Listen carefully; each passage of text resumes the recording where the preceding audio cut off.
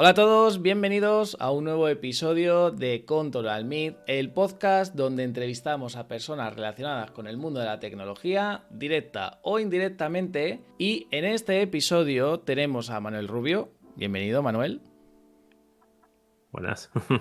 Bueno, que es desarrollador, que además hemos estado aquí hablando fuera de cámara y yo creo que estamos un poco en la misma onda ahora mismo, estamos como trabajando para otra empresa y luego tenemos nuestros hobbies, ¿no? Que es un poco lo que vamos a hablar hoy. Nosotros tenemos aquí el podcast, tú tienes el tema de la historia de los lenguajes de programación, que es lo que vamos a hablar hoy, de, digamos, cómo empezó toda esta movida de la que estamos ahora, ¿no? Es decir, cómo empezó el tema de los programadores, ¿no? Que no son los mismos que ahora. Ahora que está también de moda esto del bytecoding, no sé si lo has escuchado, pues fíjate cómo sería antes, ¿no? Vamos a hablar un poco de eso, ¿no? Del tema de la historia. Bueno, antes de nada también voy a presentarte lo que yo he visto por ahí en redes, ahora tú también puedes completarlo. Eres el autor, o bueno, creador mejor dicho, del canal Programando entre Historias, si no me equivoco, que si os interesa el tema de la historia, fíjate, es bastante interesante. Además, nosotros con el tema de programación, que no es algo que tiene mucha historia, realmente, entre comillas, es decir, no es algo que tenga 200 años, pero ya estamos cerca de los 100, diría yo, ¿no? Más o menos, eso ahora tú no lo podrás decir. Y bueno, también eres el autor del libro Historia del lenguaje de programación, ¿verdad? Si me equivoco, tú corrígeme, ¿vale? Ahora mismo lo estoy diciendo de memoria. Y bueno, como he dicho, pues eso, ¿no? Vamos a hablar de la historia de los lenguajes de programación. Así que, antes de empezar, como siempre, Manuel, preséntate para la gente que no te conozca. Bueno, el nombre ya lo has dicho varias veces, así que no Sí, hace falta que lo no me repita. sé. Como has dicho, pues soy desarrollador. Comencé mi andadura en la programación con 12 añitos, como un montón de gente, ¿no? Cuando nos regalaron el primer ordenador. Y en mi caso fue que curiosamente se me rompió la cinta de cassette que tenían esos computadores. El ZX Spectrum 128, que Sí. era una maravilla. Y claro, ante la imposibilidad de poder jugar videojuegos porque no funcionaba la cinta de cassette, pues entonces me dio por leer el libro y empezar a programar en BASIC para intentar hacer mis propios juegos. Mis padres vieron que me gustaba bastante y entonces pues me potenciaron un poco esta curiosidad y esta forma de tratar la tecnología con curiosidad, mirando, haciendo, deshaciendo.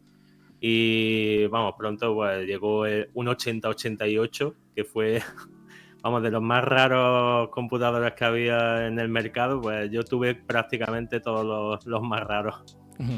Y con este 8088 pues ya empecé con GW Basic, QBasic y vamos, todo lo que cabía dentro de este computador. A partir de ahí, pues ya empecé a aprender moduladores, Pascal, C, Java, Python, Perl, Ruby. Me llevó la línea por otros lenguajes diferentes. Actualmente estoy especializado en Erlang, Elixir y Go principalmente. Y en 2012 pues empecé a escribir libros. Más o menos lo que estabas contando, de que soy autor de un par de libros de historia de los lenguajes de programación, que curiosamente los tengo por aquí. Aquí tienen. Están separados por décadas. O sea que es Sí. algo. El primero que publiqué fue de los años 40-50. No había mucho, un poco más Sí, asequible sí. para la lectura. Y el que he publicado hace poco es de los años 60, que este Sí, que ya pues tiene ese ya bastante tiene más más historia, ¿no? contenido. Pues eso yo lo voy a dejar abajo en la descripción, por si le queréis echar un ojo. Que yo creo que a nosotros, a tema de historia, yo creo que también es interesante conocer. Como he dicho, no tenemos mucha ahora mismo, es decir, muchos años. Pero oye, yo creo que es interesante saber de dónde viene todo esto, ¿no? Básicamente. Lo último, lo de que estabas comentando del canal de Ah, sí. YouTube, Comenta, que comenta. junto con dos personas más, somos tres los que hacemos el canal, nos juntamos y dijimos, vamos a hacer un proyecto de divulgación y tomamos la idea de la historia y la programación, entonces la juntamos, pero al principio, si miras los primeros vídeos, intentábamos el enfoque documental, pero vimos que, claro, si vas a una plataforma como YouTube, quieres que sea un poquito más entretenido. Entonces empezamos a meter un poco más de entretenimiento y creo que estamos ahí en la línea de si es demasiado entretenido, pues ya nos catalogan de, mira, mejor meteros en YouTube Kids, ¿no?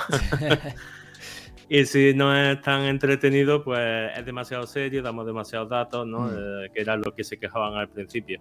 Entonces, pues eso, hemos ido ahí matizando los guiones al máximo para tener una balanza Sí, más o como menos una línea, asequible ¿no? entre... Sí, Como un estilo, por así decirlo, ¿no? Que se suele decir. sí, sí. Vamos a intentar ser lo suficientemente entretenidos, pero al mismo tiempo informar. Y bueno, y con el tema todo esto de la programación que hemos estado comentando, con el tema de la historia y tal, claro, vamos a empezar un poco por el principio, ¿no? Es decir, no vamos a irnos al principio de los tiempos como tal, pero con el tema de la programación, ¿cómo surgió todo esto? Es decir, ¿cómo se nos ocurrió un día? Que claro, como he dicho antes, la programación no es lo mismo que hoy en día. Pero ¿cómo empezó esto de, oye, vamos a empezar a automatizar procesos, ¿no? Es decir, con el tema, creo que antiguamente estaban lo de las tarjetas, ¿no? Creo que se escuchaba mucho, ¿no? El tema de tarjetas perforadoras, ¿no? Que era el antiguo, cuando venía un ordenador o una cosa nueva, oye, los que picaban tarjetas, desaparece los empleos, ¿no? Como ahora con la inteligencia artificial.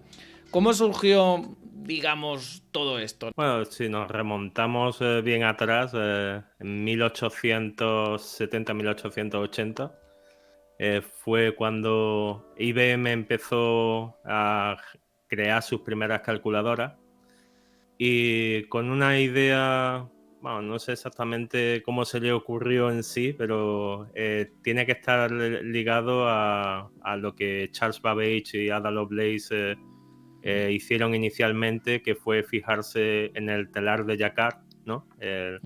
A los telares estos que se le metía un patrón con puntos y le ibas diciendo dónde poner la aguja, dónde poner el hilo. Esto pasó, por ejemplo, también a la música, las cajas de música que tienen también sus puntos y le va diciendo qué nota Sí, tocar eso según que ibas cómo a decir, vayas así, cayendo. ¿no? Que se iba moviendo, Sí. ¿no? Y que es verdad que tenía como unos puntitos así rollo braille, ¿no? Y que entiendo que es lo que iba haciendo, ¿no? Según el punto, si iba arriba o abajo, era como un booleano, entiendo, más o menos, no lo sé. Sí, bueno, era el punto en el que le decía a la máquina que tenía que hacer algo, ¿no? Que tenía que mover el engranaje ese en ese momento preciso. Todo estaba bastante sincronizado y entonces esa capacidad de sincronización a medida que se iba moviendo todo y poniendo cada cosa, yo creo que fue la primera vía de programación, es decir, anticipar un resultado colocando una serie o configurando una serie de elementos para que a la hora de empezar a moverlo, pues esa sincronización y esos elementos en movimiento generasen un resultado deseado. Recuerdo que hace poco estuve en la Universidad de Valencia dando una charla y allí tienen un museo de historia de la computación y tienen un montón de calculadoras antiguas que son muy llamativas. O sea, ahí tienen prácticamente desde que empezó todo, ¿no? Hasta nuestros días. Claro. Estas que son como súper complicadas, ¿no? Que tienen como un montón de engranajes, ¿no? O de ese tipo, dices. Sí, sí. Vamos, los veis, son cacharros, una obra de ingeniería impresionante. Y claro, los primeros no se basaban en la electricidad, eran todo Sí, eran engranajes mecánicos, y total. piececitas. Mm. Sí. Sí, sí, el rollo como los relojes estos que se le ven los engranajes, ¿no? Que son precisos y son la leche, ¿no? Pero claro, hoy en día es como, entre comillas, más sencillo, ¿no? Por así decirlo. Menos engranajes, pero también más programación. Se ha cambiado la complicación, ¿no? Siempre cuando quitas la... ¿cómo dice? Cuando La quitas carcasa. la parte complicada de un lado, la estás colocando en otro. Sí, sí, también, eso sí. Pero bueno, también yo creo que en ese caso, claro, ha cambiado mucho la cosa. Pero claro, entonces el tema está en que cómo hubo ese momento, ¿no? Digamos, de inflexión, digamos, a nivel de programación, donde ya podíamos decir, oye, esto ya estamos, no voy a decir programando, porque claro, no existía como tal, pero como ya empezaba, digamos, a ser un trabajo, entiendo que la gente se formaba, ya era como una cosa muy nueva, claro, antiguamente seguramente habéis visto el típico, que no me acuerdo cómo se llamaba ahora mismo, el primer ordenador, era eran ordenadores básicamente de una habitación entera o más, si no me equivoco. Y claro, o sea, empezaban ahí, creo que si no me equivoco, como con operadores así muy grandes, como picando tarjetas, ¿no? Si no me equivoco. Claro, luego fue con el tema de los transistores, entiendo que también ahí fue una evolución importante. Claro, ahí fue por donde fue la cosa evolucionando. Luego ya entiendo que aquí a lo mejor me estoy dando un salto enorme. Quizás ya empezaron con el tema de los ordenadores así un poco más personales, ¿no? Ahí quizás me he dado un salto yo, seguramente. Entonces, digamos que por ahí fue ya, ¿no? Fue por donde se fue desarrollando lo que conocemos hoy en día como programación, ¿o cómo lo ves? Bueno, lo que conocemos como programación surgió, pues, en principio en los años 40, o sea, antes incluso del ENIAC, que fue la primera máquina eléctrica. Sí, eso. Sí, que era sí, ese es el que digo. Yo creo que era ese, no me acuerdo si es ese concreto, pero me acuerdo que era uno de una habitación entera, básicamente, que era enorme. O sea, lo típico, además, siempre te sale. Creo que te dicen, esto era, no sé, 500 kilobytes, y era una cosa enorme, ¿sabes? Como si fuera un bloque de hormigón, ¿no? Y ahora, hoy en día, 500 kilobytes no son nada. Tenemos 2 teras en una cosa así, pequeñita, ¿no? Es decir, que eso también es importante, cómo evoluciona la cosa. Ujú. Bueno, como decía al principio, la capacidad y lo que podía hacer una máquina era muy, muy limitada. El primer ordenador que estuvo en Harvard, el Harvard Mark I, estaba liderado el proyecto por Howard Aiken y Grace Hopper, que fue la creadora de COBOL. Yeah. Esta máquina era completamente mecánica y como era en los tiempos de la Segunda Guerra Mundial, todos los que operaban esa máquina eran militares y Howard Aiken, que era el general, los trataba a todos como si fuese un submarino en el que tienen que mantener la máquina funcionando, y entonces pues todo se gestionaba de esa forma, ¿no? Decían que Howard Aiken estaba en su despacho con la puerta abierta e iba escuchando los números. Ostras. Cuando algo Mira. rechinaba o no le O sea, que sonaba iba bien, entonces se levantaba. en plan, no escucho el 7. ¿Cómo era? Dice, no escucho que vaya la máquina a una buena velocidad o que esté gestionando este tipo. No sé, es como en los ordenadores antiguos cuando escuchaba el disco duro, ¿no? Dejabas de escucharlo y decías, ya se ha parado, ya no está haciendo nada, ¿no? Pues imagínatelo con todo piezas mecánicas, ¿no? Eso sería como estar en una obra. Ostras, ya ves, como si fuera, vamos, ahí menudo bug tenían que haber, que eso ahora vamos a hablar también de el origen del bug, eso lo vamos a hablar. Y claro, ya digamos, lo que hoy en día conocemos como un lenguaje de programación, no sé exactamente cuál es el primero, no sé si es C, creo que no, pero ¿cuál es el primero, digamos, como tal, que podríamos decir que es un lenguaje de programación? O sea, de los que perduran hoy en día, el primero, Fortran. Es decir, hubo algunos otros antes que Fortran, pero vamos, los que había coetáneos a Fortran, como Autocode o Flowmatic, Speakeasy, son lenguajes que o no evolucionaron, o sea, bueno, evolucionaron con otros nombres y finalmente se quedaron como otras cosas, como en el caso de Flowmatic, que terminó siendo COBOL. Pero eso, los lenguajes tal y como eran al principio, pues intentaban desarrollarlos lo más rápido posible. Cada vez que uno llegaba a su tiempo de vida máximo, pues inventaban otra cosa y lo creaban desde cero, por lo que el anterior lo tiraban. Y yo creo que la parte esa de tomar un lenguaje de programación así como Fortran y evolucionarlo y que no cambie el nombre y mantenerlo, yo creo que fue Fortran y COBOL los dos primeros, bueno, junto con Algol. Fueron O sea, los tres que se mantuvieron. Sí, que son de... Bueno, Cobalt ahí se sigue manteniendo, ahí sigue. Claro, C siempre se dice que es un poco el padre de la programación, un poco, digamos, de los lenguajes modernos, diría yo, ¿no? Que eso también vamos a hablar de C, que yo creo que es uno muy importante. Entonces, claro, ya tenemos ese lenguaje de programación. Y claro, eso fue, entiendo que evolucionando, ¿no? Para seguir un poco, pues, esta evolución. Y ya estaría, pues entiendo que empezaría ya C. No me sé ahora mismo las edades de los lenguajes como tal. Y ya entiendo que entonces iríamos ya como empezando ya un poco a visualizar estos lenguajes, ¿no? De hoy en día, ¿no? Luego sería Java, bueno, está C++, bueno, Python, ¿no? Creo que Python es un poco más un poco más joven, ¿no? Entre comillas. ¿No? Ya te digo, de edades voy ahora mismo. Tú eso me lo puedes decir mejor que yo. Pero entonces entiendo que ya a partir de C puedo entender que empezaron ya a dirigirse, ¿no? Esos lenguajes. No sé si es así. Bueno, C es que vino o sea, bastante después. O sea, C date cuenta de que es de los años 70, o sea, Claro, o mediados de sea, los 70. claro, estábamos hablando, era Fortran que has dicho, estaba COBOL por ahí. O sea, eh, date cuenta de que Fortran fue en el 55. por situarnos, ¿no? A Sí, nivel, sí. digamos, Eh, Co- de tiempo. Sí. COBOL empezó a gestarse en el 50, o sea, en el 59 y surgió ya en el 60. O sea, la primera versión de COBOL fue COBOL 60.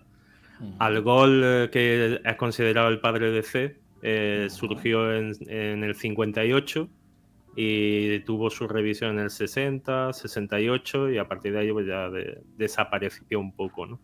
ujú. Y claro, Basic, por ejemplo, estuvo a mitad de los También Basic, ¿verdad? 60, Sí.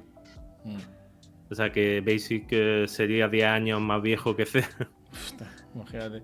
Sí, pero el Basic, o sea, claro, porque a lo mejor alguien nos está escuchando y a lo mejor dice, ah, Visual Basic. No, no, Basic, o sea, más viejo, ¿no? Entiendo, no sé si viene de ahí, ¿eh? A lo mejor soy yo de, es como lo de Java y JavaScript, ¿no? Que se cogieron el nombre y no son los mismos. Es decir, No, Visual eso es lo Basic mismo. y Basic es lo mismo, ¿no? Sí, sí, es lo mismo. Bueno, Vale, ha perfecto. evolucionado porque Visual Basic Sí, sí. .NET es ahora orientado a objetos. Visual Basic no lo era, pero tenía sus módulos y sus cosas. Y QBasic se parece bastante a Visual Basic. GW Basic era Spaghetti, tenía sus líneas de Sí. código. Y bueno, dedicamos 3 vídeos curiosamente a Basic en nuestro canal. Pues había un montón de información sobre Basic. Ujú. Y bueno, eso, antes de C, en los laboratorios Bell se estuvieron utilizando otros lenguajes de programación como B, Mm. curiosamente, BCPL. Sí. Claro, ya dijeron, pues el C, es como lo del CD, ¿no? Que era AB, ¿no? Por las casetes y luego dijeron, ¿cómo es el siguiente? Pues CD, ¿no? Para hacer la broma, básicamente. Sí, entonces, claro, fue continuando, ¿no? Es decir, ya estamos en los 70 más o menos, ahí ya está por ahí C, ¿no? Como hemos dicho.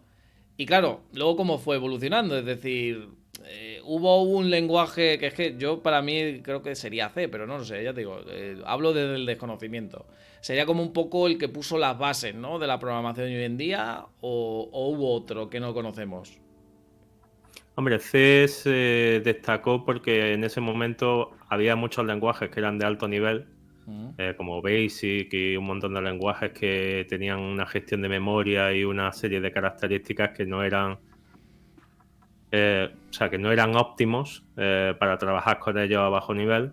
Y cuando tenían una máquina antigua, como tenían la mayoría de operadoras de telecomunicaciones en aquellos años, ujú. no se podían permitir la última tecnología, entonces tenían que tirar de ingenio e intentar hacer lenguajes que se adaptasen mejor al hardware que tenían. En esos casos, pues surgieron lenguajes como C, que se adaptaban perfectamente a esa máquina pequeña. Y claro, con la idea que tenían los laboratorios Bell de darle soporte a todas las diferentes máquinas que tenían, la idea esa de la multiplataforma con un solo lenguaje fue permeando bastante y fue lo que hizo que se extendiese. Pero vamos, los años 80, por ejemplo, si compraba un computador no tenía C, tenía Basic. Sí. Claro, y luego entonces estábamos ya, digamos, ya está C, ya está Basic, ¿no? Luego como, digamos, ¿cuál fue la siguiente revolución a nivel de lenguaje? Es decir, el lenguaje que dijera la gente, Buah, pues mira, esto es, yo qué sé, no sé si fue C++ quizá, que fue como un poco la evolución, o hubo uno ahí intermedias que a lo mejor fue un boom, pero luego nadie se acuerda de él. Pascal fue un lenguaje que fue una revolución en sí. Fue bastante utilizado y como se fue poniendo en todas las universidades como lenguaje de aprendizaje, hasta que no fue sustituido por Java, Sí.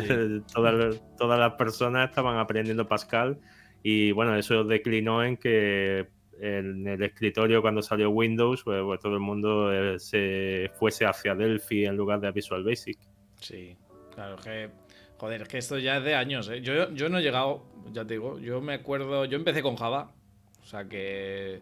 También yo ya empecé a tener mis años, pero ahí estoy. Estoy un poco ahí entre medias, diría yo. Y claro, pero sí me acuerdo de C y sí me acuerdo de los punteros, que eran muy puñeteros. Los de C mamá. Y claro, si en C eran puñeteros los punteros, antes no me quería imaginar. O sea, seguramente sería más jodido, pero bueno. Es un poco eso. Bueno, no sé, claro, cada uno tendrá sus cosas. Claro, y ya empezamos, digamos, vamos a decir ya por la época Java, ¿no? Luego, ¿Python es más joven o es que no sé qué año es Python ahora mismo? Sí, Python del 91. ¿Ves? Pues mira, como casi yo. O sea, un año menos casi. O sea, había nacido yo el año anterior, o sea, ya nació Python. Y claro, ya empezó, digamos, claro, a nivel web, creo que estaba ya PHP por ahí también. Porque web, En el bueno, web, no, bueno, no. 98. Bueno, web, claro, en el 90, a ver, las web creo que estaban muy, no sé, muy viejas, ¿no? O sea, era típica HTML 1 o 2, no me acuerdo exactamente, típica como la página de Homer en Los Simpsons, ¿no? Em, claro, por ahí no había un lenguaje de web, ¿no? ¿O sí? Hombre, al principio, cuando salió Internet, lo que la gente utilizaba era Perl. Sí, no, eso ya te digo. Era, Yo es que ahora mismo de decirme en qué lenguaje salió tal, es que ni me acuerdo. O sea, el HTML no fue en el 94, puede ser que me está viniendo ahora. Puede ser, eh, o no. sí, Por ahí, bueno, ¿no? Es que no entre sé el por qué me está 94 y viniendo ahora el 94. 98. No sé. Entre el Puede ser que no, ¿eh? 94, 90 y pico. Pero puede que fuese un poco más antiguo. Es que la verdad es que No me ahí acuerdo. O no sea, ahí no has lo pillado. pondré seguramente por aquí, en plan de edad de HTML y pum. Porque no me acuerdo ahora mismo. No sé por qué me viene ahora mismo 94. Pero bueno, la cosa es que ya fue fraguándose, ¿no? Todo esto.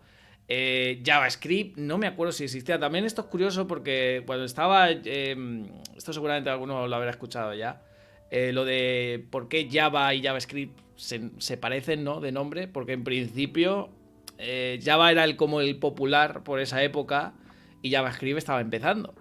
Y claro, pues dijeron, oye, pues mira, le vamos a poner Java delante, como digamos aprovechar el nombre, ¿no? Es como si ahora una empresa se llama Mac algo, ¿no? O rollo McDonald's.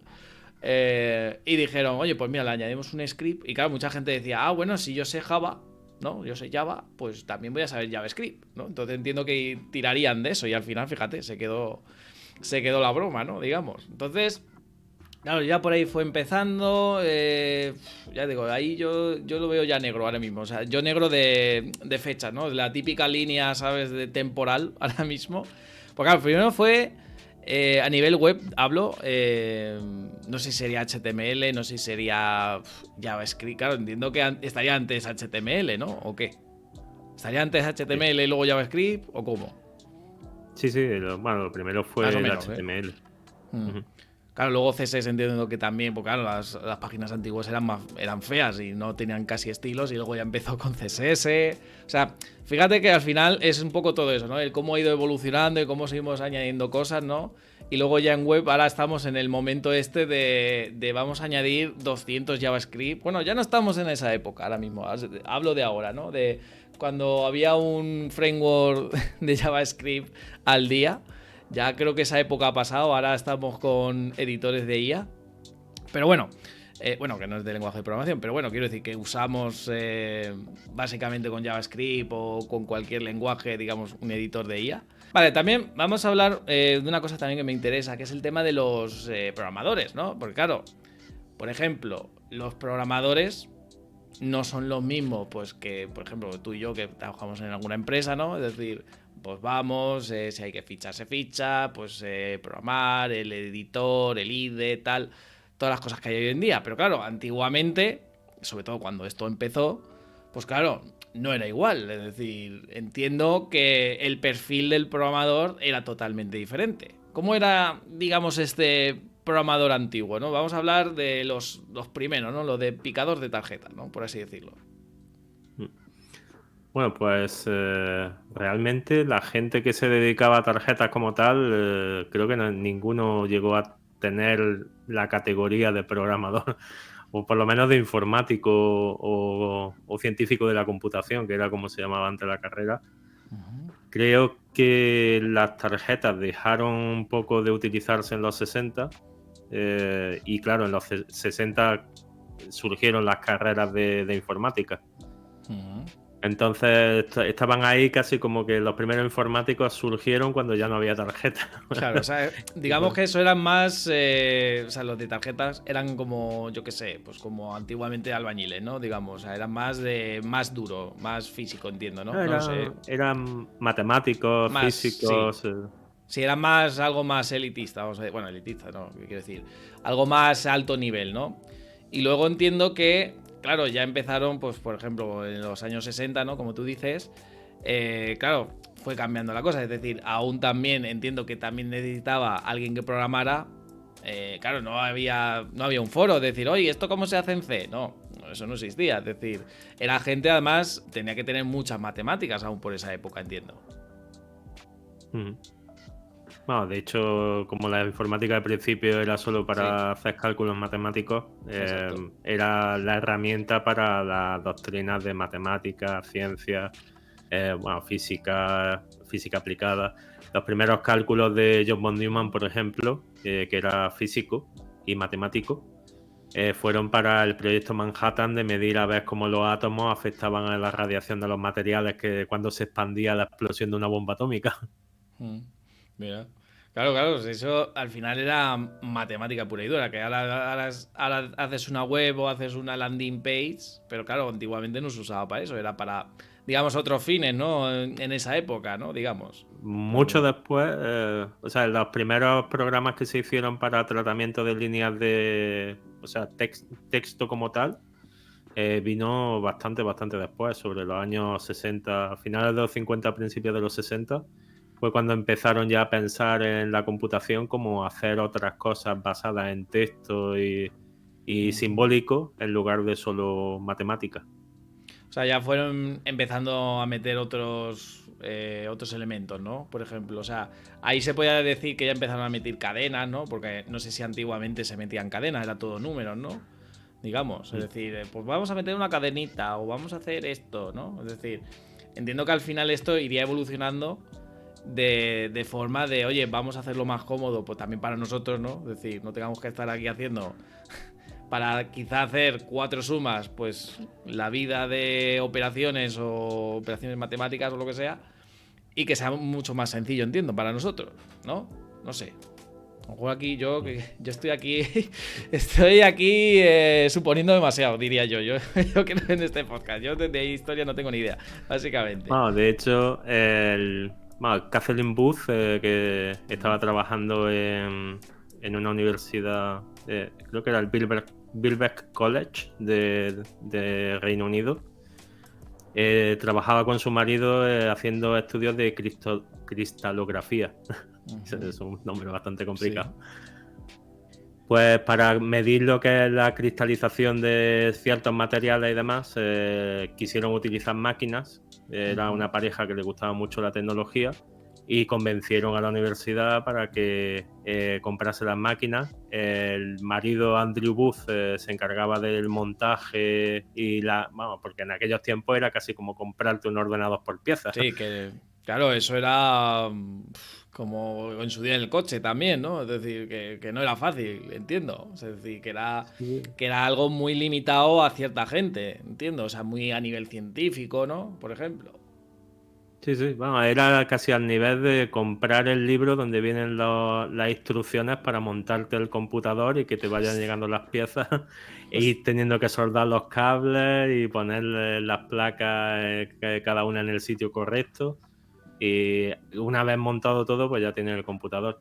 Y Kathleen, pues le gustaba más la parte de software y fue la que creó el primer lenguaje ensamblador. Curiosamente, Mira. cuando empezó a hacer los cálculos matemáticos y vio que a trabajar en código máquina directamente era muy tedioso, pues se le ocurrió la forma de hacerlo con mnemotécnicos, bueno, basado en las matemáticas, ¿no? Era un lenguaje ensamblador muy primitivo, pero que le facilitaba bastante la tarea en comparación con tener que utilizar directamente 0 y 1 y diagramas de cable y demás como estaban los demás en esa época. Entonces podríamos decir que, por cerrar la pregunta esta que he comentado, es decir, el programador, digamos, inicial, el que podríamos decir el más parecido a nosotros, ¿no? Nuestro eslabón perdido, por así decirlo, podríamos decirlo que está en esos años 60, más o menos, por así decirlo. Más o menos, Sí, ¿no? sí. Bueno, y otra cosa que también me gustaría comentar, que, bueno, yo creo que esto, un poco curiosidad, ¿no? Pero yo creo que lo hemos escuchado muchas veces y hoy en día es una cosa que a mí me parece curiosa que aún se mantiene, ¿no? Y seguramente algunos de los que nos están escuchando o nos están viendo seguramente ya lo sepan, ¿no? Pero bueno, para el que venga así de nuevo, pues oye, siempre está bien. Que es el tema del bug, ¿no? ¿Cuántas veces hemos escuchado esto se me ha bugueado, pues tengo un bug? Y esto se sigue diciendo hoy en día, claro, pero exactamente de dónde viene esto de lo del bug. Esto viene básicamente de la antigüedad. Pues sí. Bueno, curiosamente estábamos hablando del Harvard Mark I, de Aiken y Grace Hopper en la Universidad de Harvard. Y bueno, esta gente pues mantenía las máquinas funcionando el máximo tiempo posible. Y bueno, aparte de... Bueno, curiosamente, aún sin tener electricidad esas máquinas, o sea, porque eran mecánicas en sí, los motores que gestionaban el movimiento y demás generaban bastante calor y en verano pues decidieron dejar las ventanas abiertas para ventilar aquello y no asarse, porque tampoco había aire acondicionado Claro, no. en aquella época. Y entonces, pues parece ser que la máquina empezó a hacer cosas raras, ¿no? El sonido que emitía, pues le llamaba mucho la atención, pues decía, oye, esto no salen los cálculos bien y esto está emitiendo un sonido muy extraño, ¿no? Entonces desmontaron la máquina, la parte que sonaba mal, y descubrieron que de haber dejado la ventana abierta se había colado una polilla, se había metido entre los engranajes y bueno, ahí se había quedado, ¿no?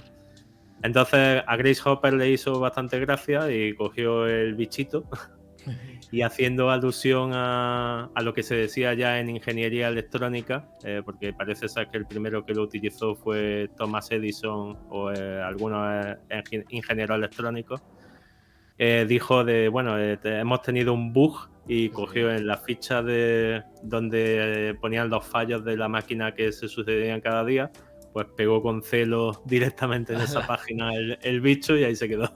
Claro, ahí está. Y luego por eso es gracioso, ¿no? Porque luego también está lo de buguear, ¿no? Es como...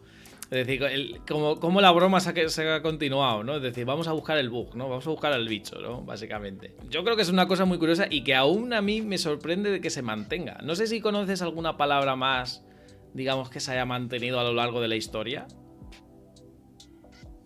Pues yo creo que esa es la más conocida, pero no sé si hay alguna que digas, ostras, pues mira, esto a lo mejor lo usamos y no sabemos ni de dónde viene. Y viene de antes, por ejemplo. No sé si hay alguna así que se te ocurra.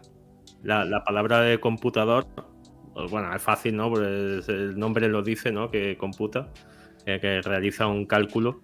Pero antiguamente el computador era un puesto de trabajo de una persona. Claro, era un señor, ¿no? Digamos. Era un señor que computaba, ¿no? Sí, sí. Ese fue el primero que le quitaron el trabajo, ¿no? Cuando aparecieron los ordenadores, ¿no?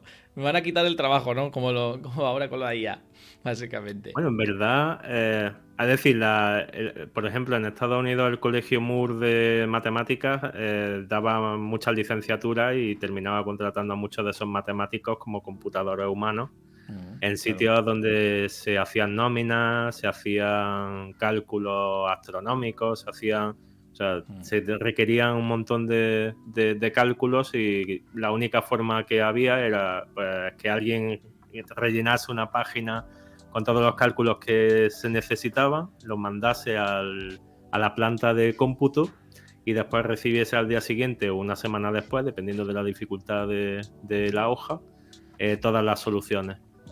Entonces, claro, si tú piensas el tipo de trabajo de yo me gradúo en matemáticas y me tiro toda mi vida haciendo ejercicios de matemáticas, Claro.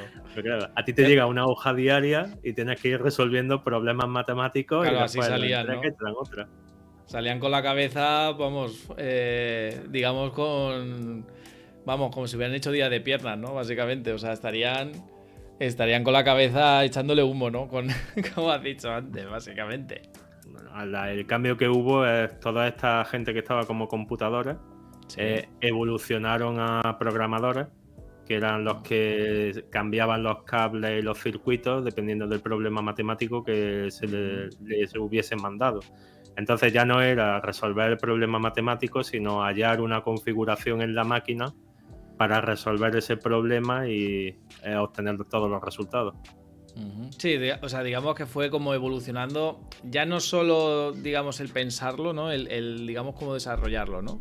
Porque claro, estamos hablando que en esa época no existían teclados, es decir, eran los input, por así decirlo, yo me imagino como, ¿sabes? Como, no sé, no me acuerdo cómo es, como unas palancas, ¿no? Iban picando cosas y claro, ya tú lo que tú dices, ¿no? Con tema de cable, es decir, al final... lo único, o sea, teníamos una máquina que nos hacía operaciones básicamente, y teníamos nosotros que intentábamos interactuar como ella, pues según cómo iban surgiendo, ¿no? Básicamente. Lo más avanzado que había en esa época eran máquinas de escribir que a la hora de hacer la escritura de el Claro, sí. código de lo que se quería, Pues pues aparte, iba claro, aún marcando. se sigue usando, claro, el clic, clic, clic, ¿no? Y luego, No, pero estas máquinas eran sí. diferentes, eran lo que llamaban los teletipos, copiadas de las máquinas de telegrafía, que directamente imprimían en un rollo de papel, que era como una cinta de papel que tenía 8 columnas, y entonces iba haciendo los agujeritos dependiendo de lo que se Ah, fuese mira, escribiendo. mira, fíjate. Claro, porque luego todo esto fue evolucionando, básicamente, y yo me acuerdo que incluso esto lo he visto en algún vídeo, que claro, el que Werty empezó claro, por la máquina de escribir, ¿no? Digamos, y claro, buscaban como la forma de que escribieras tú, que no tuviera todo, que no tuvieras que escribir todo en un lado, digamos como que tuvieras las manos repartidas, digamos, y como que, digamos que la mejor forma que se quedó, digamos, yo por lo que vi, era como que empezaba con el QWERTY, ¿no? Porque, claro, todo esto estamos hablando de que está en inglés, ¿no? Es decir, la distribución está pensada para que digamos, bueno, iba a decir para hablante, para alguien de lengua anglosajona, ¿no? Alguien que hable inglés, digamos que le sea más cómodo, claro, pero luego no lo hemos llevado todos, digamos, a nivel internacional. Bueno, creo que hay diferentes, pero digamos el que más se quedó fue el tema del QWERTY, ¿no? Que eso también yo creo que es un poco curioso, ¿no? Cómo empezó con el tema de las máquinas de escribir, cómo lo fueron evolucionando y cómo es algo que también se ha quedado, ¿no? En el tiempo. Pero bueno, hay no sé si era verdad o no, pero se dice que QWERTY era una forma en la que organizar las teclas, no solo para ordenarlas para la pulsación de distintas manos, sino también para evitar la velocidad a la hora de escribir y que no se trabasen las Sí, sí, es patas. verdad. Sí, sí. Claro, eso es verdad, sí, sí, verdad que lo dices. Cierto, cierto. Sí, es verdad, porque para el que no se acuerde, que a lo mejor hay gente que nos está viendo y no sabe lo que es una máquina de escribir, digamos que eran como. Así que se iban haciendo, ¿no? Que iban clic, clic, clic, clic, clic. Claro, si tú escribías un montón de teclas, que esto sí me acuerdo yo. Si tú escribías un montón de teclas, claro, eran un montón de piececitas que se pegaban al papel. Y claro, se quedaban. Yo sí he llegado a ver que se atascaban, ¿no? Y tienes que ir una a una y tal. Entonces, claro, hostia, es verdad, mira, ahora que lo dices, verdad, verdad. Sí, sí, claro, que era para que forzar, ¿no? Vale, pues le tengo que darle a tal, pues pum, y que te dé ese tiempo, ¿no? De entre tecla y tecla para que no te dé problemas, básicamente, fíjate. Y fíjate, eso es lo que me parece curioso. Algo que se pensó para el tema de, pues para una problemática que es algo mecánico, pero se haya quedado en esto que ahora mismo no hay problema, ¿no? Es decir, ahora mismo tú te pulsas todas las teclas y es que da igual, o sea, pero no sé, nos hemos acostumbrado ya a esto y tú ahora mismo verías otro teclado y dirías, joder, pues me es raro, ¿no? Es decir, tenemos como es algo como que nos han acostumbrado ya, ¿no? Es decir, se ha quedado como ese estándar, que es el QWERTY. Sí, hubo también intentos, por lo que leí yo también, pero claro, es curioso, ¿no? Es decir, el algo como empezó, se quedó así y dijeron, mira, pues ya no lo quedamos, ya no lo quedamos así, ¿no? Otra cosa que parece que, bueno, ya se ve menos, pero ¿tú has visto la configuración de los editores que son de 80 columnas por 25 filas? ¿No te llama la atención que sea ese número El y cual, que siempre sea ese repite, número? 80 columnas y 25 filas para ver 80 el columnas y código. 25 filas. Hostia, pues sé que es algo que me va a romper, pero ahora mismo no caigo. O sea, El tamaño que tenían las tarjetas perforadas. ostras. Claro, o sea, era como o sea, como el papel, ¿no? Más o menos. Bueno, no sé cómo eran más o menos así alargaditas o cómo eran. Básicamente, claro, Eran, o sea, eso estaba pensado también para eso, ¿no? Es decir, es como pasamos de la tarjeta perforadora a lo siguiente, ¿no? Digamos, o sea que, claro, al final es que todo va a una evolución. Normalmente cuando algo evoluciona, también normalmente tira de algo de atrás, ¿no? Es decir, mantiene algo, es decir, pues oye, pues mira, voy a coger lo antiguo y lo voy a mejorar, ¿no? Pues entiendo que va también un poco por esa parte. Claro, al final, todas estas cosas se van quedando, como lo del Kewerty, se van quedando y al final lo tenemos nosotros ahora que nosotros no hemos vivido, o bueno, no sé si tú has llegado a vivir lo de las máquinas de escribir. Yo sí me acuerdo de alguna máquina de escribir. Pero claro, o sea, al final nos hemos quedado eso y es como lo del disquete también, que eso también es un tema curioso, ¿no? Que ahora mismo muchos chavales jóvenes ven las máquinas, o sea, ven los disquetes y dicen, ¿qué es eso? Dice, y te sientes viejo por dentro y dices, cabrón. Pero te sientes viejo, dicen, ¿eso qué es? Que ahora ponen otra cosa, creo que, no sé qué ponen ahora mismo, creo que ponen un USB para guardar o no sé lo que ponen, ahora la han cambiado. Pero es eso, ¿no? Es decir, ¿cómo va cambiando la cosa? Es decir, nosotros que sabíamos, nosotros vemos un disquete y decimos, ah, claro, guardar, porque antes se guardaba en disquetes.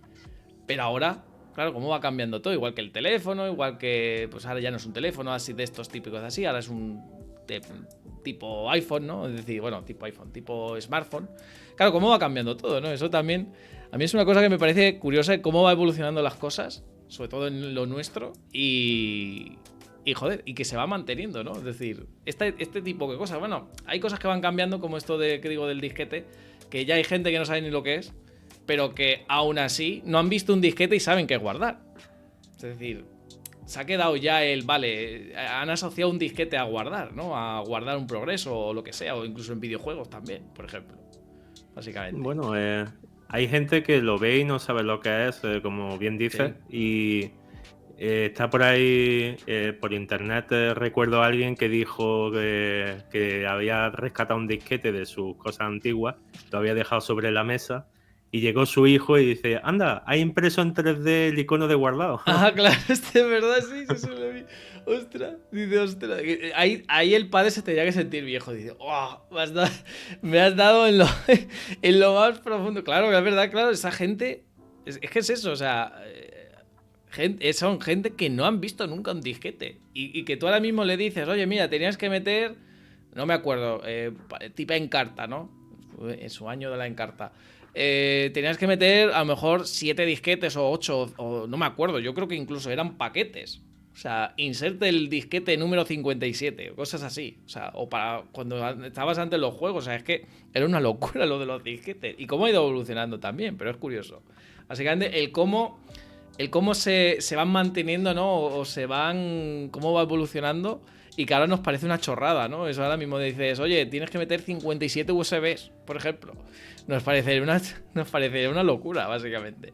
Hemos dicho antes también el tema de C, ¿vale? Y me gustaría que me comentaras, digamos, qué implicó C, digamos, en el mundo de los lenguajes de programación. Es decir, creo que mucha gente lo conoce, no sé si erróneamente, porque ya hemos dicho que no era el, digamos, el padre, digamos.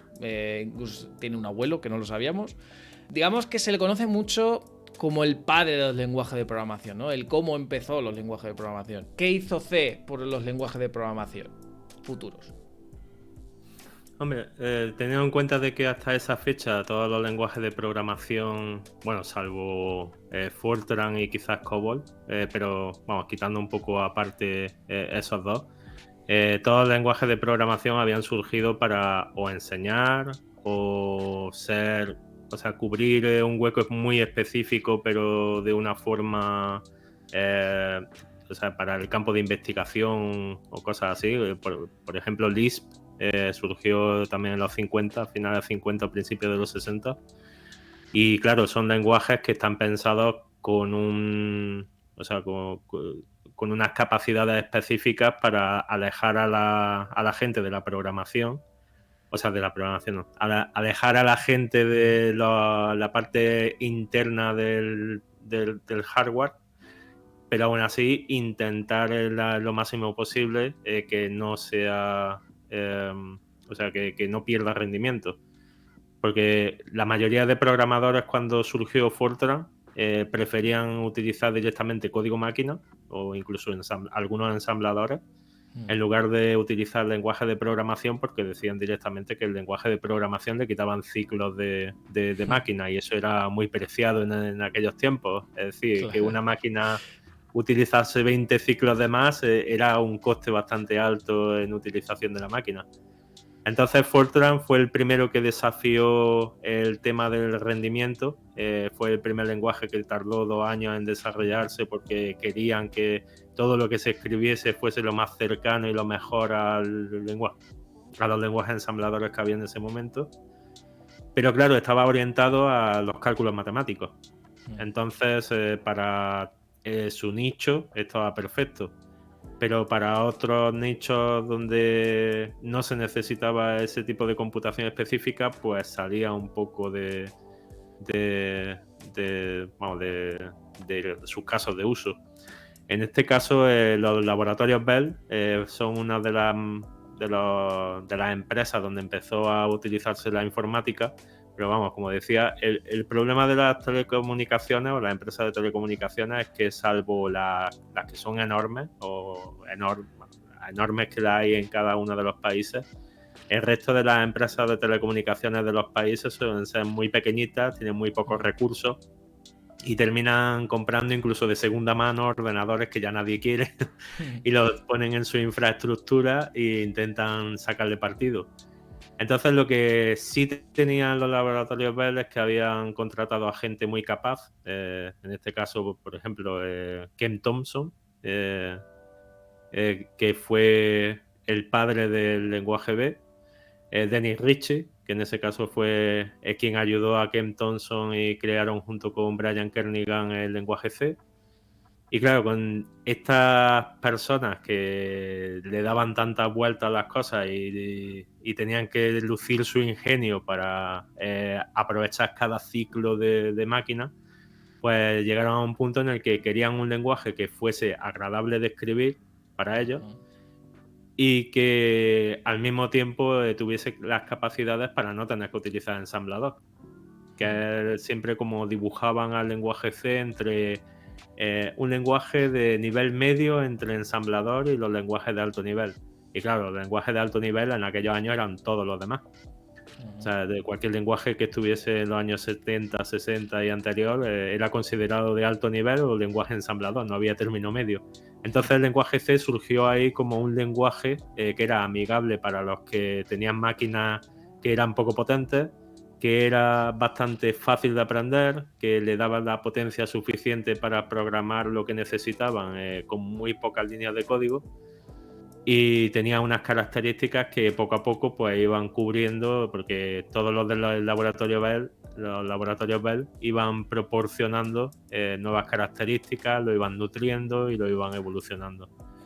Vamos, de hecho fueron cambiando el nombre del lenguaje, que en sí el lenguaje inicial en el que se basaron se llamaba BCPL. Después, como ese lenguaje era demasiado grande y hubo que recortarlo, pusieron en la máquina pequeñita un lenguaje que lo llamaron B, porque como no cabía entero, pues lo recortaron. Es que somos unos cachondos los programadores, ¿eh? Entre lo del bug, entre lo de los teclados, es que somos unos cachondos. Dice, lo de B, vamos a... BCLT, no sé qué, B. Llámalo B. El siguiente, llámale C. Y ya está. No nos complicamos. Sí, pero es gracioso porque si hubiesen hecho uno posterior, le hubiesen llamado P. Ostras, ya ves. O sea, iban siguiendo las letras del BCPL. Ah, claro, porque estaba el B, luego fue el C, y sí, claro, el siguiente había sido P y luego L. O sea, era como una saga. O sea, C es es como el Age of Empire, ¿no? Que ahí se quedó, ¿no? Básicamente, en el 2. Básicamente. Para hacernos una idea. Se quedó en el 2, dijeron, mira, este es el bueno, ya está, no saques más. Y si sacas el 3 y el 4, da igual, nadie lo va a jugar. Pero nos vamos a quedar con el 2. Básicamente. Lo que cambió en esos años es que ya otros lenguajes como Fortran, como Basic y COBOL se estaban estandarizando. Estaban saliendo los estándares ISO, ANSI y otros, vamos, según qué lenguaje, pues elegía uno u otro. Y entonces C, pues decidieron hacerle el estándar. Y claro, cuando le haces el estándar, pues entonces dices, oye, pues ya mantenemos el nombre y que sea C. Y ya se quedó ahí, ¿no? Te tenían la pregunta porque, claro, como los dos somos desarrolladores, hemos Sí, estado hablando de que la carrera se llamaba Ciencias de la Computación. ¿Sabes sí. en qué momento cambió a llamarse ingeniería? ¿Cuándo? ¿Te suena la crisis del software? La crisis de... Ostras, pues no, fíjate. Hemos tenido una crisis del software. Y Bueno, no me he enterado. es gracioso. Es gracioso porque la OTAN reunió. O sea, en Estados Unidos había un gran problema porque cuando pedían una máquina, siempre tenían que contratar el servicio de creación de la máquina y la creación del software. Entonces, los ingenieros electrónicos que se basaban en crear la máquina hacían su medición y decían, pues yo te tengo la máquina entregada y lista en tal fecha. Y normalmente cumplían. Es decir, a lo mejor variaban, se adelantaban un poco, se retrasaban un poco, pero los costes y los tiempos, dentro de lo que cabe, casaban, ¿no? Sin embargo, para los desarrollos de software, decían, bueno, esto lo tenemos en 2 meses. Y 2 meses que se convertían en 4, Sí. 6, 8. Lo típico. Dame una semana más. Entonces, entonces eso era lo que llamaron la crisis del software, que había muchos fabricantes bueno, muchas empresas que necesitaban software, que no tenían el software cuando se estimaba y cuando se quería, y Claro. que necesitaban una mejor forma de hacer software. Mira, ostras, pues no sabía yo de esta crisis, ¿eh? Está claro, entonces porque era, claro, porque antes era súper tedioso, entiendo, de... O sea, es que no es como ahora, que bueno, te hago esto, te lo hago tal, no sé qué, te lo hago rápido. Pero es que, claro, en esa época tenías mil problemas y no tenías un Stack Overflow para preguntar de, oye, me está pasando esto, ¿qué pasa? No, o cualquier historia. Entonces, claro, tenías que ir de ahí al manual de toda la vida, ¿no? A buscar y rezar un poco también y tener muchos conocimientos de matemáticas, porque si no estaba jodido, básicamente. No es como ahora, obviamente. Bueno, tú imagínate que cada vez que te contratan como programador para ir a hacer un software, te dicen, la máquina es esta. O sea, es Sí, un sí, que no te lenguaje la de llevas a casa, programación no es como va completamente. con remoto. No, no, es aquí. Y es esta y no hay otra. O sea, si la rompes, nos hemos jodido, básicamente. No, no, pero también el hecho de que el lenguaje de programación que está sobre la máquina, si es que lo tiene, es uno muy específico. El lenguaje ensamblador es otro que ni siquiera Claro. habrás visto en tu vida. Está, de verdad, sí, sí. Claro, que no es de esto como se hace ahora, de pues le instalo esto y tal. No, no, no, que es. Ya está aquí, que ya está, que no se mueve. No se puede actualizar.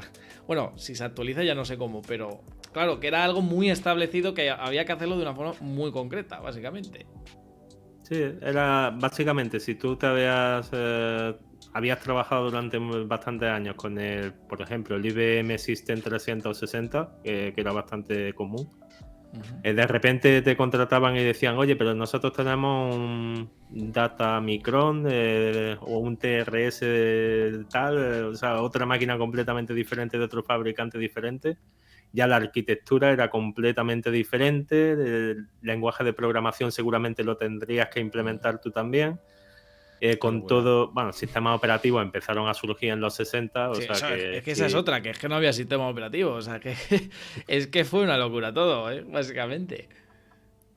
Pero eso, los creadores de BASIC, por ejemplo, querían implementar un sistema de programación para los alumnos de la Universidad de Dartmouth y ellos compraron las máquinas, pero tuvieron que programar el sistema operativo, el lenguaje de Ujú. programación, los Claro. programas y todo para sus alumnos.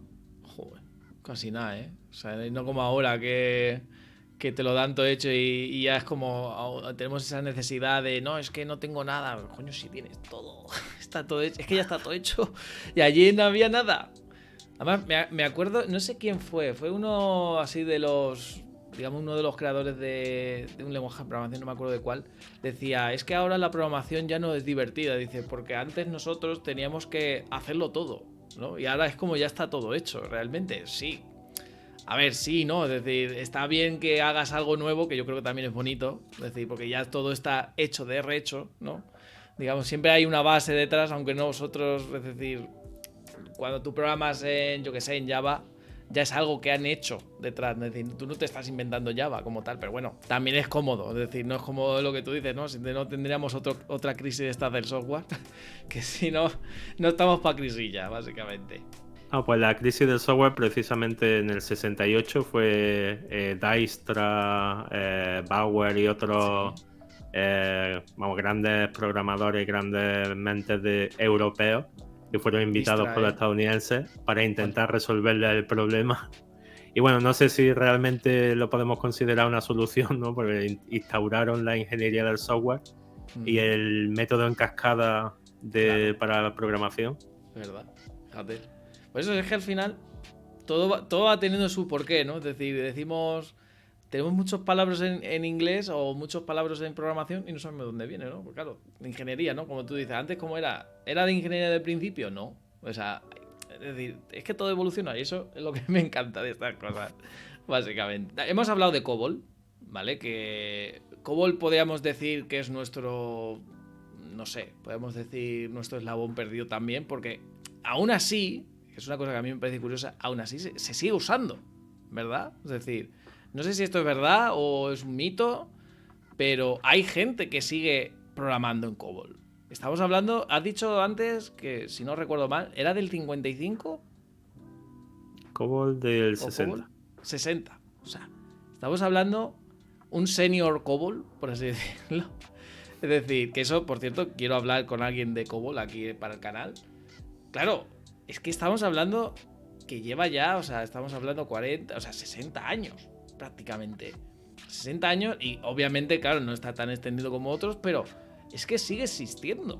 O sea, ya no sé si hay programadores. ¿Existen programadores en C aún? Yo creo que sí, o sea, pero habrá pocos.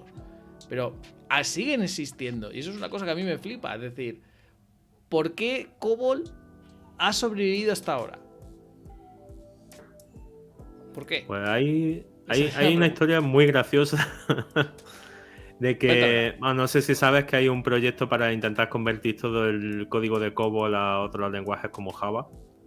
No. Que están utilizando la inteligencia. Yo he escuchado uno que se llama Javacol, pero no sé si es algo así propio de alguna empresa, no lo sé. Quieren migrar todo el código que hay COBOL a Java y entonces crearon un grupo con inteligencia artificial para que la inteligencia artificial se entrenase con el código en COBOL y código en Java y pudiese hacer las conversiones directamente de ese código. Pues el problema es que tenían una serie de programadores COBOL, pero necesitan muchos más para poder mantener ese sistema. Es que hay pocos, están como un poco en extinción, ¿no? Es decir, es que está complicado, es decir, o sea, el que sepa COBOL, quiero decir, ya peina canas, ¿no? Básicamente. Es decir, es complicado el tema. No hay un curso de. Oye, te vamos a enseñar COBOL, ¿no? Porque es. Pero claro, el que Pues sepa sí, COBOL y tenga años, ojo, bueno, habrá algunos, sí. Seguro que en Udemy habrá alguno por ahí.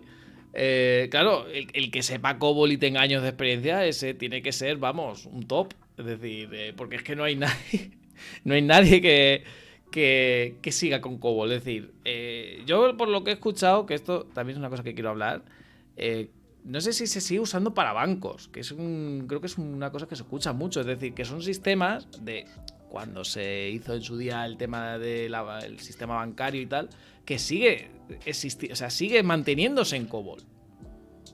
Hoy en día, o sea, entiendo que no todas, obviamente, que eso se irá modernizando, pero yo no sé cómo es algo, o sea, es como que han creado un pilar y ese pilar no lo mueve nadie, básicamente. ¿No? ¿Esto es así ahora mismo? Sí, pero porque, es como los pilares grandes y enormes de código que hay. El buscador de Google, por ejemplo. El buscador de Google, por ejemplo, es un monolito enorme en C. El sistema del censo de Estados Unidos es un monolito enorme en COBOL. Si empiezas a mirar los grandes sistemas que hay por el mundo, o sea, ya sean de empresas o sean de gobierno, pues son millones y millones de líneas de código. Pero claro, es que dices, bueno, yo es que esto vengo, empiezo a convertir código y dices, no termina en una vida. Son millones de líneas de código. Claro, no hay persona humana que pueda leer eso. Claro, porque en COBOL yo lo he visto así por curiosidad y es como instrucciones, no como lo que entendemos nosotros. Es decir, para hacer quizá algo como mostrar, yo he visto un Hola Mundo en COBOL y es una cosa así de grande. Básicamente, para un Hola Mundo. Imagínate para hacer algo más complejo. Es decir, claro, dijeron, mira, no lo vamos a tocar, lo vamos a dejar así, que está funcionando, que esto es una cosa yo creo que se sigue manteniendo en los programadores, y yo creo que esto estarás de acuerdo, de que si funciona, no lo toques. ¿No? Y yo creo que a eso han hecho la máxima de, oye, esto sigue bien, ¿no? No se ha caído, todo perfecto. ¿El sistema bancario mundial sigue funcionando? Sí, pues no lo toques. Lo dejamos así, ¿no? Básicamente. Sí, pero vamos, hay muchos proyectos. Pues Google, por ejemplo, está muy interesado en cambiar su base de código a... Bueno, en principio pues, pensaron en Rust, después vieron que no era factible porque era cambiar demasiado y no hay una forma clara de poder combinar ambos proyectos. Después empezaron la creación de un nuevo lenguaje que se llama Carbon, Carbón, sí, que ¿verdad? siguen Sí me suena. evolucionándolo y la idea de ese lenguaje es cubrir las necesidades que necesitan y que se adapte ya, o sea, para que entre a formar Ya. los nuevos ficheros que se vayan creando para el proyecto en ese lenguaje. Entonces, ir reescribiendo poco a poco todo lo que se vaya tocando. Y en ese sentido, pues es como cuando tiene una aplicación en Java en el móvil. O sea, si desarrollan en Android, de repente tienes una aplicación que es enorme en Java y dices, quiero cambiarlo a Kotlin. Tienes la posibilidad de decir, bueno, ahora las clases que vaya tocando las voy cambiando una a una a Kotlin, mientras que lo que no toco se mantiene en Java. Entonces puedes ir combinando los dos lenguajes porque son compatibles e interoperan. Entonces eso te da la posibilidad de ir migrando poco a poco, ir comprobando, ir cambiando. Pero claro, las migraciones de estas de todo o nada, de o todo está en Rust o todo está en C, pues Exacto, eso es un infierno. Es un dolor, ¿eh? Es que imagínate algo que está desde año y que funciona, que es eso es lo más el tema, es decir, porque tú dices, bueno, esto no... ¿Cuántas veces hemos dicho, esto no hace falta, esto es una tontería, esto seguro que no hace nada? ¿Cuántas veces se ha roto el programa solo por eso? Pues imagínate algo que ya lleva tantos años y es que digo, es que si funciona, no lo toques. O sea, es que tenemos también, yo creo que esto es también como crítica, creo que a los nuevos programadores. Yo no me considero nuevo ya, yo ya me siento old school. Y es esa manía de coger algo y algo que funciona, decir, vamos a pasarlo a este lenguaje. ¿No? Es decir, esto es algo muy común de, yo qué sé, una página está en PHP, que tiene como mucha mala fama también. Vamos a pasarla a JavaScript. O vamos a ponerle un Spring Boot, vamos a hacerle no sé qué. Digo, hombre, pues si está funcionando, a lo mejor pues podemos adaptarla un poco y a lo mejor, ¿sabes? Pero que está funcionando. No, vamos a cambiar este Android de este Android a Flutter, ¿no? Cosas así, ¿no? Es que yo creo que también es un poco el mal de nuestros días, ¿eh? Yo creo nos gusta el mover las cosas, ¿no? Es decir, el migrar, ¿no? Pero claro, luego con sus consecuencias, por supuesto, que luego no funcione o que haga cosas raras, ¿no? Básicamente. Hombre, es un peligro porque, es decir, hay lenguajes que te aseguran de alguna forma que tu código escrito hace 20 años va a seguir ejecutándose y va a seguir funcionando en la actualidad, como es el caso de Java o de Go. Pero hay otros que si escribiste un código en PHP hace 10 años, ya eso hay que tirarlo o ejecutarlo en Docker o algo por el estilo. Es que hay cada código. Bueno, hay incluso. Yo me acuerdo que los juegos antiguos, por ejemplo. Pues yo qué sé, tipo. Bueno, ya no me acuerdo si tan antiguos, pero ya no, por ejemplo, las máquinas hoy actuales ya no pueden ni arrancarlas. Es decir, son tan potentes que ya no pueden, ¿no? Y hay programas especiales para eso, para emular, ¿no? Es decir, todo esto va evolucionando. Es un poco lo que vamos aquí, ¿no? Que desde que empezamos de decir, con las tarjetas, yo es que siempre pongo el inicio de las tarjetas perforadoras, quizá no, pero bueno, para hacernos una idea, hasta ahora, que es una locura, ¿no? Es decir, que ahora tenemos la inteligencia artificial y yo no sé tú, pero yo me siento a veces agobiado de decir, que no llego, y estás con la inteligencia artificial ahí al lado y de que no llego. Como que todo se ha acelerado, ¿sabes? De golpe, ¿no? Y yo creo que eso antes también creo que antes era muy bueno porque nosotros pues íbamos a nuestro propio ritmo, pero ahora es como que nos han pegado un acelerón, ¿no? Con el tema de la inteligencia artificial, que está bien también, tiene sus cosas buenas, pero yo creo que la cosa mala que tiene es eso, que nos ha pegado como un acelerón y ahora es como que vamos muy, ¿sabes? Como muy... Yo a veces voy con la lengua fuera de que no puedes estar al día en estas cosas.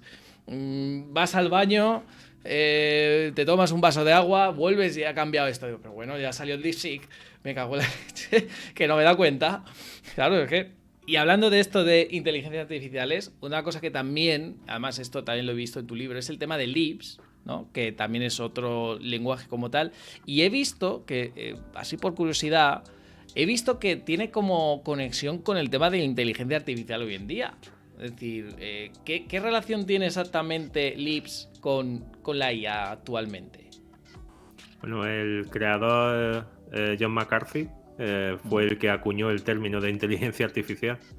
Fue la primera reunión de inteligencia artificial donde se reunieron todos los grandes de aquel momento, en los años 50. Fue John McCarthy, Marvin Minsky, Simon... siempre se me olvida el nombre. Bueno, Simon... Simon, el típico Simon, de Simon. Todo el nombre se me ha olvidado, pero se apellida Simon. Newell y otros más se reunieron en esa conferencia que organizó la Universidad de Dartmouth y empezaron a presentar las ideas que tenían, algunos sus primeros lenguajes, otros simplemente algunos estudios que tenían sobre inteligencia artificial, y a partir de ahí pues empezaron a potenciar tanto las reuniones para seguir compartiendo conocimiento, como empezar a crear los primeros algoritmos que son la base de la inteligencia artificial actual. Y vamos, Lisp es un lenguaje simbólico que intenta ser casi el primer lenguaje en el que la lógica de lo que se escribe a través de reducciones termina en un resultado. Que lenguajes como Prolog son lenguajes muy curiosos, porque tú escribes una línea de código y esa línea de código no se ejecuta, se va reduciendo. ¿Cómo que se va reduciendo? O sea, que es como que la va descomprimiendo o algo así, ¿o cómo? No, está copiado de las matemáticas. Cuando tienes una ecuación matemática y de repente, pues al principio tienes solo variables, pero ya de repente sabes el contenido de una variable, ¿no? Entonces cambia ese contenido por la variable Vale, que y se va entonces la haciendo, vas ¿no? Claro, simplificando. una ecuación, claro, tienes una cosa grande, ¿no? Y se va haciendo hasta que es un resultado, ¿no? Joder, mírate, qué curioso. Entonces, claro, es también un poco el padre de la inteligencia artificial, por así decirlo. El tema de Libs fue un poco el inicio, porque esto es una cosa que también me parece curiosa, con el tema de la inteligencia artificial, y es que, claro, ahora con todo esto de ChatGPT, parece que ChatGPT inventa la inteligencia artificial. ChatGPT ha hecho una cosa muy buena, y es que ha puesto el foco en la inteligencia artificial, pero la inteligencia artificial ha existido siempre, y a mí me parece curioso que a lo largo de la historia siempre ha estado como un poco a nivel de ciencia ficción, ¿no? No sé si tú lo ves igual, es decir, siempre ha estado como, no sé, pues una máquina, ¿no? Como en las películas de un gran ordenador que nos habla, que tiene conciencia propia, pero realmente, pues, yo siempre pongo el ejemplo más tonto. Google es una inteligencia artificial, pero es muy tonta. Lo único que hace es que te intenta predecir.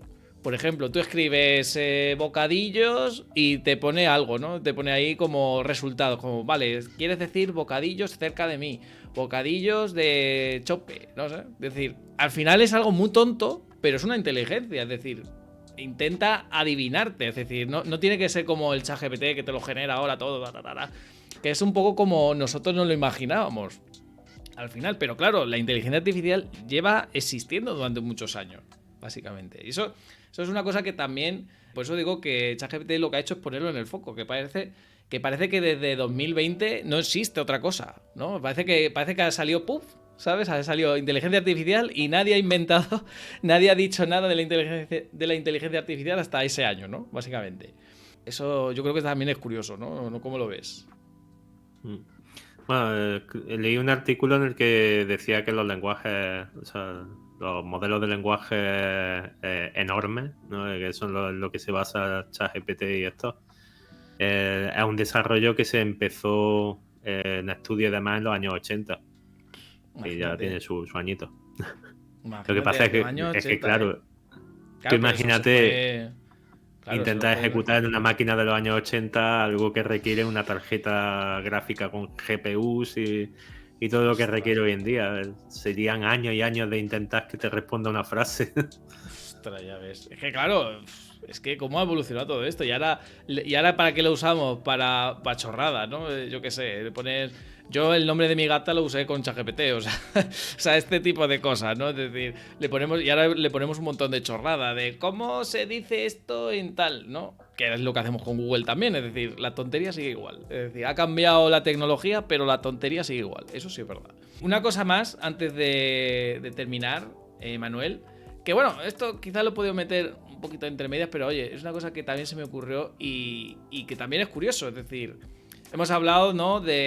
Por hacer un poco resumen, hemos hablado de cómo empezamos, los programadores, un poco el perfil.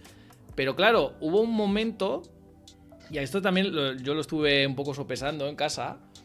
Claro, el tema de los comentarios, ¿no? Vamos a hablar los comentarios de código, ¿no? De esto que seguramente vosotros hoy en día pues ponéis barras, según el lenguaje, pues esto hace no sé qué y tú comentas. Claro, esto antiguamente, el tema de documentación, claro, hemos dicho, pues yo si tuviera algún problema tienes que irte al libro y tienes que buscarlo, esa era la documentación, ¿no?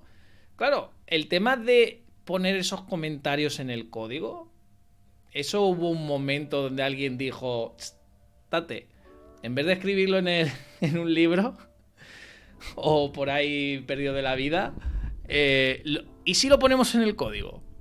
O sea, ese comentario de decir, vamos a documentar en el propio código, o sea, eso a quién se le ocurre, bueno, no sé a quién, obviamente, no sabemos quién, pero claro, eso no fue como muy boom en ese momento. O sea, quiero decir, es que quiero ponernos en la situación, ¿no? Es decir, estamos hablando de gente que iba a ver un libro, a documentarse, incluso, claro, estamos hablando de libros gordos. Es decir, que eso no había un índice, no había un señor diciéndote, mira, tienes que irte a esta página. Y que en el propio código te dijera, pues esto hace esto, tal, no sé qué, tienes que hacer no sé cuántos. O que lo tuvieras escrito en un papel o lo que sea, ¿no? Es decir, que lo tienes en el propio código. No sé, a lo mejor yo me estoy flipando, pero no es una locura en ese momento, ¿no? Me estoy animando demasiado, ¿no? No, Me estoy quizás te flipando decepciona un demasiado, a lo poco, mejor es una pero chorrada, también te digo. Yo creo que me he flipado y yo creo que es una chorrada. yo creo que tienes que ver las tarjetas perforadas. Pues claro, por Porque hay eso. una parte de la tarjeta perforada que son las perforaciones y otra parte que es el texto de lo Ah, que son las amigo. perforaciones. Ah, amigo, claro, o sea, eso podríamos decir que es el inicio de los comentarios, ¿no? Por así decirlo. Claro, tú imagínate que, es decir, por ejemplo, el proyecto Manhattan eran 1 millón de tarjetas perforadas. Hmm. Tú imagínate que coges un lote de tarjetas y lo miras y dices, ¿y esto qué es? Claro, sí, como. Claro, tenías el comentario detrás, ¿no? Decir, esto es esto. Pero claro, como No, una no, etiqueta, ¿no? ¿O qué? justo en el mismo, o sea, en la línea de puntos tenía un espacio para la parte de perforación y justo arriba, en el Ah, margen, que dejaban entre línea y línea, escribían con máquina de escribir. O mira. sea, porque la máquina hacía las dos cosas, escribía el texto por encima y después perforaba por debajo. Ostras. Eso, bueno, no eran todas las tarjetas, pero la mayoría tenían su parte de escribir el texto, hacer Mm, perforación, escribir texto y hacer perforación. Después, cuando se hicieron las cintas, ahí ya cambió la cosa porque la cinta era muy estrecha y mm. solo permitía meter las líneas punteadas y ya ahí se perdió, ¿no? Y ya en los años del lenguaje C y otros códigos, sobre todo cuando el programador tenía que ir muy rápido, pues lo que tú decías, de, bueno, tiro Sí. todo el código que funcione Eso y a lo ya mejor después fue un me programador preocuparé de vago, también te documentar. digo, ¿eh? O sea, dijo, yo no me voy a ir allí a la biblioteca que está, me pilla lejos, tengo que coger el libro. Lo vamos a poner aquí, ¿qué te parece? Ay, Como pero idea. curiosamente, ¿tú has visto la pila de código que tiene Margaret Hamilton Sí. con la que mandó Mm. el cohete de la misión de Apolo? Bueno, Sí no que recuerdo era, sí que el era nombre. más o menos de su altura, casi, o incluso un poco más. Pues en GitHub está el código que alguien lo subió. Mm. Se encargó de, no sé si escanear las páginas y convertirlo a texto y Ostras. subirlo. Es lenguaje ensamblador, pero el 60% de los escritos son comentarios. Fíjate. Sí, o sea que, claro, yo es que a lo mejor siempre he pensado que los comentarios empezaron en lenguajes de alto nivel, pero claro, o sea, ya en ensambladores existían comentarios como tal, básicamente. Joder, fíjate. Sí. Pero sí, o sea, al final es un poco eso, es decir, en lugar de me tengo que ir afuera de lo que estoy haciendo, ¿no? Lo tengo dentro de lo que estoy haciendo, en este caso ensamblador o C o bueno, Java, lo que sea, ¿no?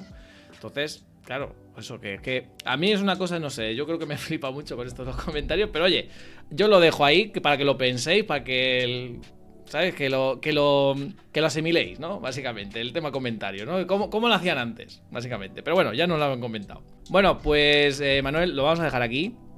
Antes de nada, también una cosa que hacemos aquí en el canal es que el invitado nos recomiende a alguien para que se venga aquí al canal. Te lo pongo fácil, ¿vale? Es decir, no tiene que ser algo técnico, o sea, no tiene por qué ser algo técnico, es decir, o sea, una persona técnica. Puede ser algún tema, pues no sé, que por ejemplo a ti te interese o algo que quieras continuar también con este tema de la historia, por ejemplo. Aquí, ¿a ti quién se te ocurre? Algún tema que diga, pero eso sí, tiene que estar relacionado con la tecnología. Eso es lo único condición que pongo.